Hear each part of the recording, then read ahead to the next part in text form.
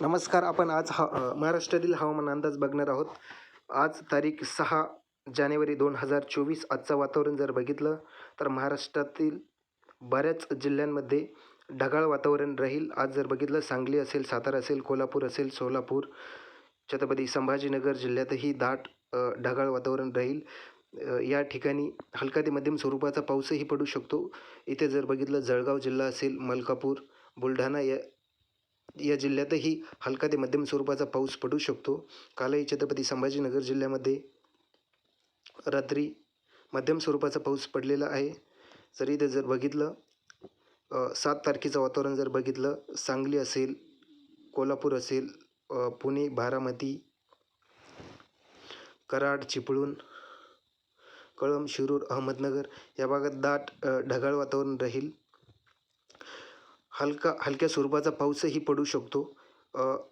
बेभरवशाचा पाऊस असल्यामुळे यामध्ये कमी जास्त पाऊसही पडू शकतो. काही ठिकाणी जोरदार पाऊसही थोडा जोरदार पाऊसही पडू शकतो. कारण हा बेभरवशाचा पाऊस असल्यामुळे या पावसाचा अंदाज देणं थोडं कठीण असतं.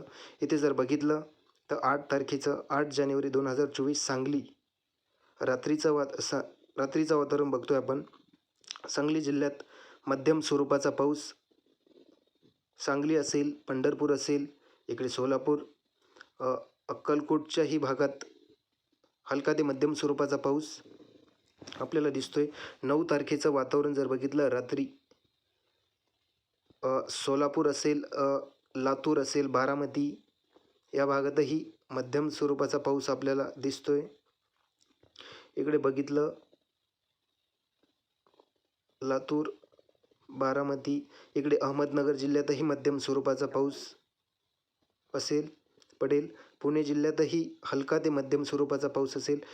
इथे थोडा पेंडवणीसारखाही पाऊस होऊ शकतो. कमी जास्त हा पाऊस होऊ शकतो, कारण हा बेभरवशाचा पाऊस असल्यामुळे मॉडेलवर 1 दाखवतोय. पाऊस कमी जास्त होऊ शकतो. इकडे संगमनेर असेल, इगतपुरी असेल, कोपरगाव, राहुरी या भागातही हलका ते मध्यम स्वरूपाचा पाऊस असेल. इकडे नंदुरबार जिल्ह्यातही मध्यम स्वरूपाचा पाऊस पडण्याची शक्यता आपल्याला दिसते. नंदुरबार असेल, शिरपूर असेल, धुळे असेल, इथे आपल्याला शिरपूरमध्ये चांगला पाऊस दिसतोय. शिरपूर, धुळे, चोपडा मध्यम स्वरूपाचा पाऊस. इकडे जळगाव असेल, पाचोरा, चाळीसगाव, इकडे छत्रपती संभाजीनगर, गंगापूर तालुका, पैठण, इकडे वैजापूर तालुक्यातही मध्यम स्वरूपाचा पाऊस पडेल. कोपरगाव असेल, 9 तारखेचं वातावरण बघतोय आपण. पाचोरा, इकडे सिल्लोड हलका ते मध्यम स्वरूपाचा पाऊस.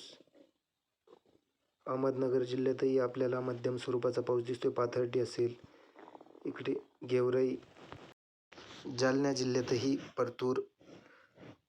परतूर असेल,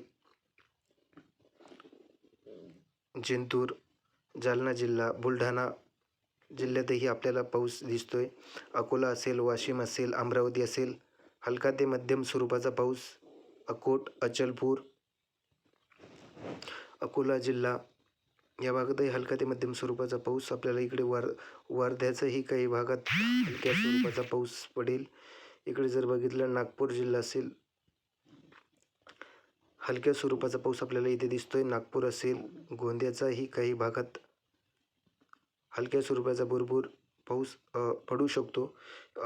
10 तारखेचं वातावरण जर बघितलं, छत्रपती संभाजीनगर जिल्ह्यातही हलक्या ते मध्यम स्वरूपाचा पाऊस पडेल. सिल्लोड असेल, कन्नड असेल, फुलंब्री या भागामध्ये. इकडं अहमदनगर जिल्ह्यातही हलका ते मध्यम स्वरूपाचा पाऊस पडेल. बारामती तालुका असेल, जालना, पाथर्डी, या भागातही मध्यम स्वरूपाचा पाऊस पडण्याची आपल्याला शक्यता आहे. इकडे जर बघितलं 10 तारखेचं वातावरण, लातूरच्याही काही भागात हलका स्वरूपाचा पाऊस पडेल. कारण हा पाऊस कमी जास्त होऊ शकतो, कारण हा बेभरवशाचा पाऊस आहे.